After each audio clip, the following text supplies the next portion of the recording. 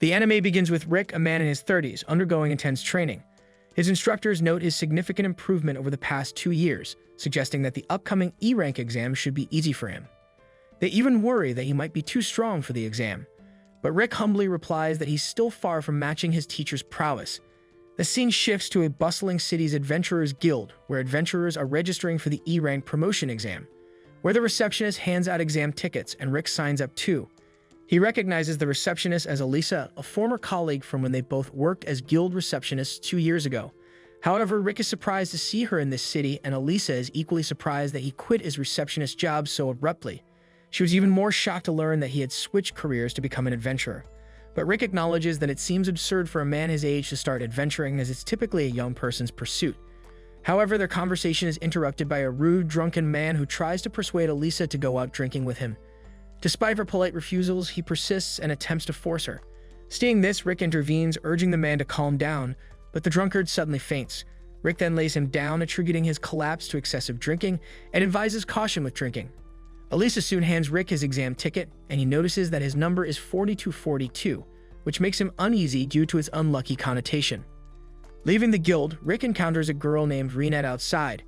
Initially, he's too distracted by staring at her Mount Everest to notice her face, but when he does, he sees an attractive elf. However, back at the guild, some adventurers notice a palm-shaped imprint on the drunken man's armor. They wonder how anyone could bend steel like that and recognize the man as a former A-ranked adventurer wanted for assault. But Elisa speculates that Rick might be responsible for the imprint.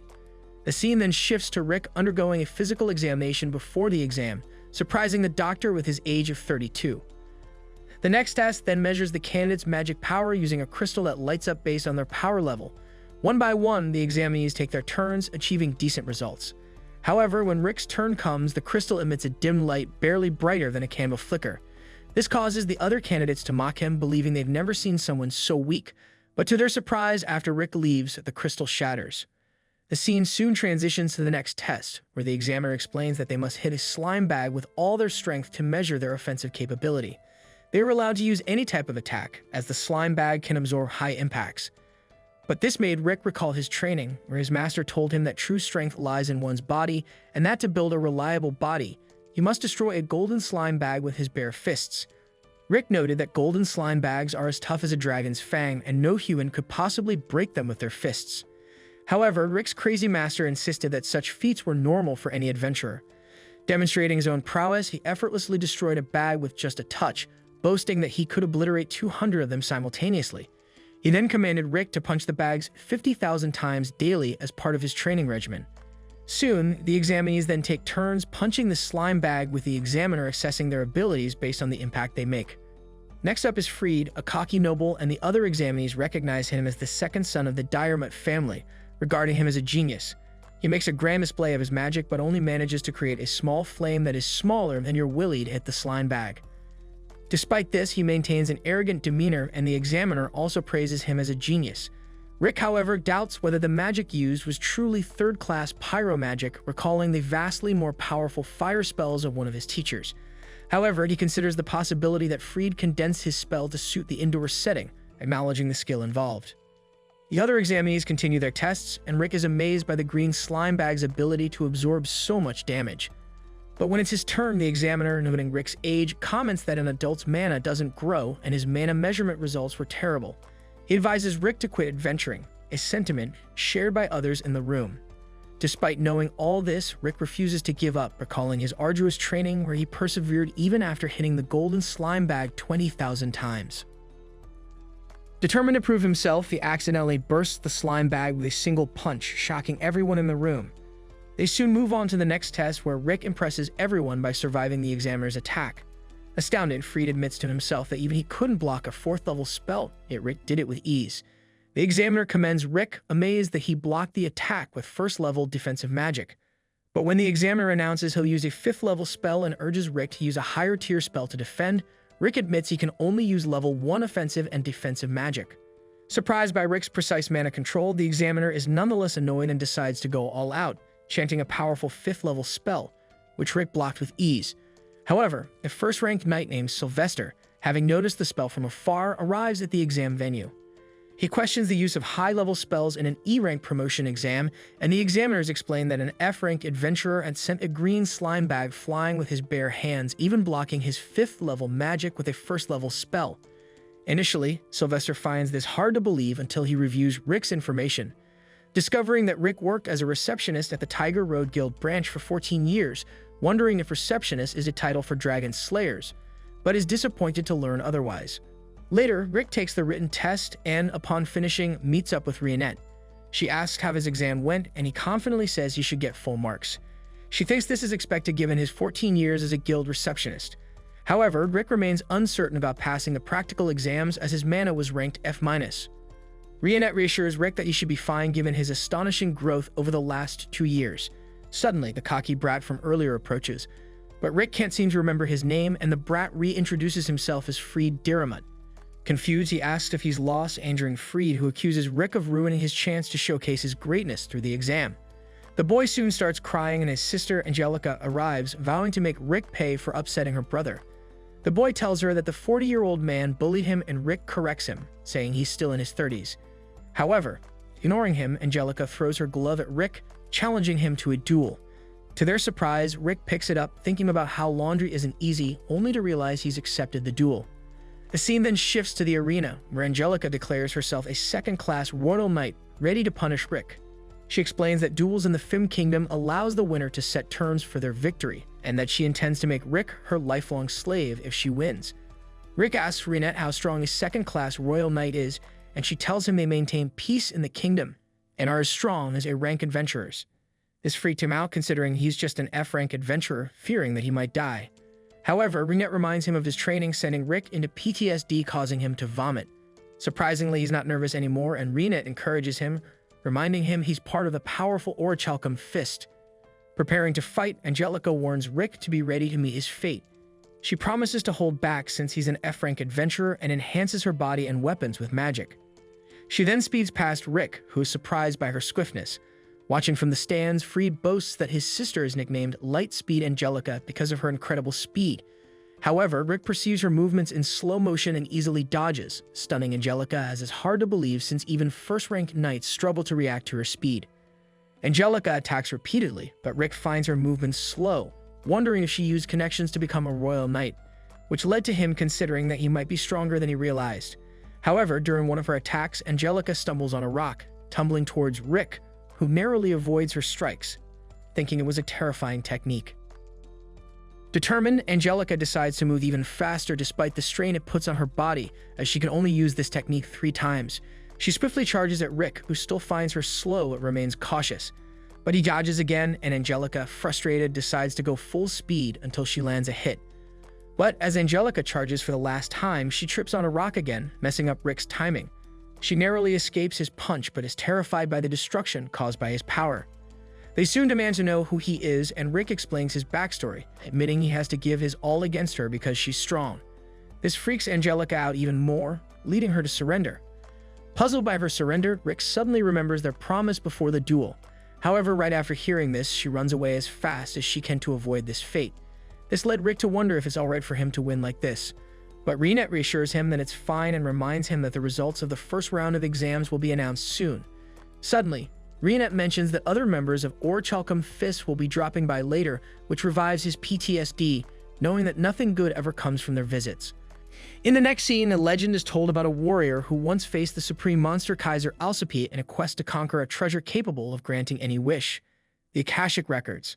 However, this warrior never managed to defeat the mythical creature and believed that someday, a child with dreams of becoming an adventurer would obtain the treasure. Back in the current kingdom of Philum, the results of the preliminary tests for Rank E are about to be announced. If the magical energy transmitted to each exam card is blue, the candidate has passed. Tomorrow, the approved candidates will participate in a simulated battle in the second stage of the exam. Rick is tense, knowing that another failure could mean his definitive withdrawal, given his age. His card soon begins to glow, fluctuating from blue to red before finally confirming his approval. Upon leaving the room, Rick smells something awful and encounters a young nobleman charming Reinette. The nobleman introduces himself as Raster Diramut, the eldest son of the House of Diramut, which governs the land from north to south. He asks the maiden's name, and she responds that she is Reinette Elfelt. Rick also introduces himself, but Raster dismisses him as an irrelevant fool. He then continues to flirt with Reinette, stating that he has lost his heart to her and would like to take her to the northern lands as his second wife. Seeing the situation deteriorating, Rick intervenes, claiming to be Reinette's boyfriend to ward off Raster's advances. Raster mocks Rick's F-rank card, but Rick retorts that Raster is also no longer a kid to be taking the rank E exam. However, Raster seizes the opportunity to boast that he passed the E-rank exam at only 14 years old and is now an A-rank adventurer, even serving as the examiner for the simulated battle. Full of himself, he shows his credentials and advises Reinette to leave Rick and dine with a real adventurer. Reinette politely declines, stating that she is with Rick and adding that Raster's cologne is so strong it's causing her discomfort. Outraged, Raster calls Rick fifth-rate trash and tells him to prepare for the simulated battle, promising to show the difference between them and knocks some sense into Reinette. After Raster leaves, Rick apologizes to Reinette for claiming she's his girlfriend, but she confesses that the story made her happy and resolved the issue. Meanwhile, back at his palace, Raster drowns his sorrows in drink, cursing Rick's life. Suddenly, his siblings arrive in tears, complaining that a 30-year-old commoner made fun of them during the first test. Infuriated, Raster vows to make the man pay, suspecting it might be Rick. Freed then remembers the man's registration number was unlucky and jokes that the guy was going to die, confirming Raster's suspicion. A few days later, the time for the simulated battle arrives. Before the test, Reinette asks Rick to go easy on people, but he replies that he's not even capable of going hard, unlike the northern playboy, who will probably beat him. Feeling doomed, Rick starts to cry until a man named Lynx Laura introduces himself as Rick's examiner for the battle, responsible for attendees numbers 4200 and above. Realizing that his registration number is 4242, Rick immediately celebrates. However, Lynx praises Rick, saying that his decision to quit his job at 30 to become an adventurer has restored hope for him, as he dreams of one day being like Rick. He then recalled that he started as an adventurer at 24 and only got his career going after 30. Now 40 years old, he sees Rick as an example of determination and intends to fulfill his dream of reaching A rank, despite it taking him almost 20 years to reach B rank. Rick enthusiastically greets the man, and although Lynx emphasizes that he will not show favoritism in the exam, he invites Rick for a drink after the test. Meanwhile, Raster eavesdrops on their conversation from his hiding spot, waiting for the examiner to pass by so he can approach him. With the weight lifted off his shoulders, Rick feels much more relaxed for the battle. However, one of the organizers suddenly enters the concentration room and informs everyone that Lynx Laura, the examiner for candidates 4200 and above, has suddenly fallen ill, and given this situation, Raster Diarmut will take over these candidates.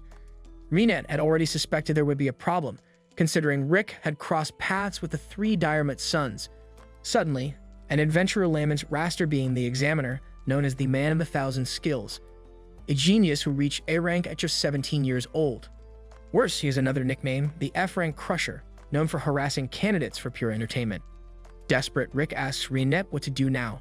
Despite not understanding all the drama, Reinette reassures him that since other people's words can give or take away confidence, Rick is a strong man capable of passing the tests and defeating Raster.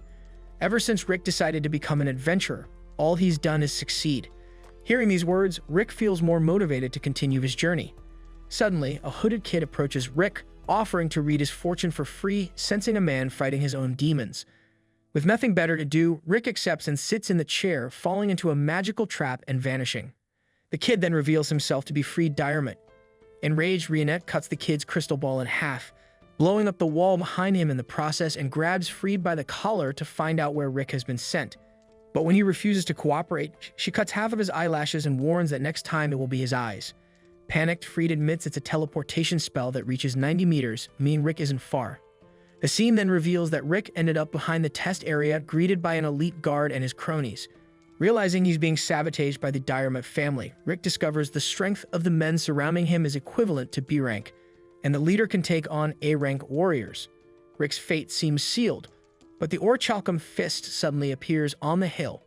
The orc, seeing this, reminds Rick that he has a test and asks what the hell he's doing there. However, Rick tries to lie, stating that these men around him are helping him warm up for the simulated battle. The orc then offers to help too, causing Rick to despair and tell the elite guards to run for their lives. The guards, not feeling threatened, attack the orc. One strikes the orc's head with a hammer, which crumbles without causing any damage. Unsatisfied, the man attacks the orc's arm, prompting the orc to break his wrist. To everyone's surprise, the orc heals his attacker's hand and explains the importance of balance and weight compensation for a stronger punch. emphasizing that the body is a completely connected mass that can't be ignored. Hearing these words, the elite guard's leader realizes who these people are. Meanwhile, the orichalcum fist boy pulls out his magical weapon, Juliet, loaded with magic stones and lead bullets. He then attacks 3 enemies in front of him, leaving Rick stunned. However, the guards take the orichalcum girl hostage and order everyone to surrender, threatening to harm her. Rick and the orc warn the man to let her go before something worse happens, and the girl asks her friends what the guy behind her is doing. He then explains to Alice that the man is just trying to play, so she asks what kind of game it is. Losing patience, the guard punches her to keep her quiet, awakening the child's fury. She soon destroys everything around her with 7th nature composite magic. The guard's leader bows his head and explains that this girl, only 10 years old, is the most powerful vampire mage, known as the Demon Child of Devastation, Alice Drackle. As for the other member, who looks like a boy, he's actually a half-elf, half-dwarf, over 50 years old with techniques a millennium ahead of his time. He's the greatest weaponsmith in the world, Mezet Elborf, known as the Millennial Workshop. Lastly, the orc possessing unparalleled physical strength and intelligence, able to use all existing support spells, is called Broston Ashork, the Wise Beast. According to the guard leader, the 3 A-rank adventurers make up the continent's most legendary group, the Orichalcum Fist. For the first time in his life, the old man sees these 3 with his own eyes, drops his weapons, and declares he will retire to live the rest of his life in peace. With that said, Alice annihilates the remaining guards while Rick celebrates his chance to take the test. Back with Renette, the adventurer surprises Freed, who thought the old man was as good as dead. The elf gets rid of him ruthlessly. Then Lynx appears, injured, and reports that Raster did this to him. As if that weren't enough, before giving the examiner a beating, the hare asked what his dream was. Coming from humble beginnings, Lynx's dream is to open a school for kids who want to be adventurers but have no opportunities. Hearing this, Raster locked Lynx up and scorned his attempt to educate society's scum, saying a third-rate teacher will produce students just as rotten. Lynx was furious at this insult but couldn't respond to the noble. Thinking about this, the examiner asks Rick to give up the exam, not knowing what he's getting into. But Rick has no intention of giving up. Returning to the arena, Raster sees one of his guards fall unconscious and deduces that Rick is on his way. The noble would love to crush that man's dreams without even allowing him to try. But since he'll have the displeasure of a direct clash, he wonders if he can make F-rank suffer in another way, making hell seem like a playground for Rick. This then concludes the 2nd episode's recap of this anime. If you enjoyed this video and want more of it, go ahead and hit that like button down below, and don't forget to subscribe to the channel. Thank you everyone for helping us in reaching 5,000 subscribers. Let's continue to grow this community and help us reach a new goal of 10,000 subscribers.